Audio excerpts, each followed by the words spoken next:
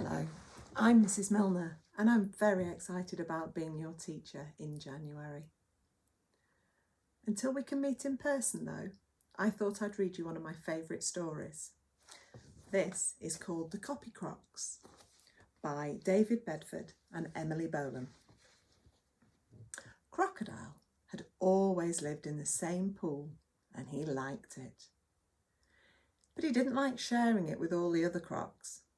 Every time Crocodile moved, he bashed into someone. And when someone else moved, they bashed him back. "Stop pushing," Crocodile shouted.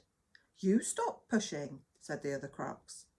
It was so crowded, Crocodile crawled out of his pool and went to find somewhere else to live. Crocodile's new pool was filled with slippery mud. He liked it. He really enjoyed sliding and rolling around.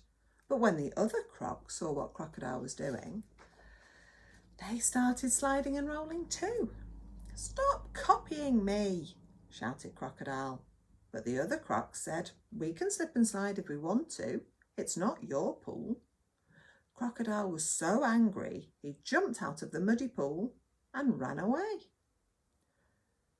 Crocodile found a place by the river and stretched out in the sunshine. He liked sunbathing, but when he fell asleep, the other crocs came and sunbathed too. Crocodile could hardly move. He was furious. "Leave me alone," he shouted. And then he slipped into the cold river and swam away. Crocodile found a floating log. He climbed on top, kicked his feet and glided down the river. He liked watching the frogs and the birds in the trees, and he liked being on his own.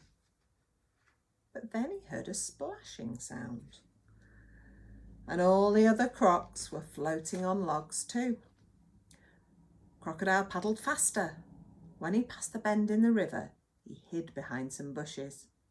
The copy crocs were having such a good time, they didn't see him.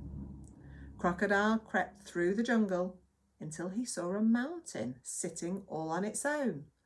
"That's my kind of mountain," said Crocodile, and he started to climb it.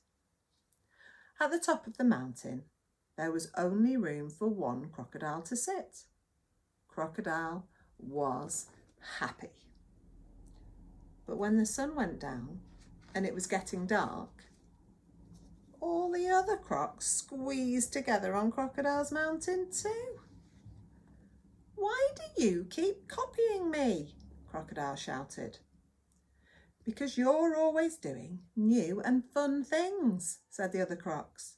"Anyway, we can sit here if we want to. It's not your mountain." Crocodile waited until the other crocs were sleeping. Then he crept silently away. Back to his pool. Crocodile swam about everywhere and didn't bash into anyone. He never knew his pool was so big. But Crocodile felt cold and lonely in the empty pool. He remembered how it used to be packed with a snug pile of snoring crocs. "I wish my friends were here," said Crocodile sadly. Surprise! All the crocs were laughing, bashing and rolling about. Crocodile felt wonderful. "Here we are," they shouted. He decided he did like sharing his pool with the other crocs, even if it was a bit of a squeeze. But sometimes he liked to slip away and do something on his own before his friends found out and joined in too. I hope you like that story. I'd love to know what your favourite story is. You can send me a message at the school and tell me a little bit about yourself, and then we'll see each other soon. Bye-bye.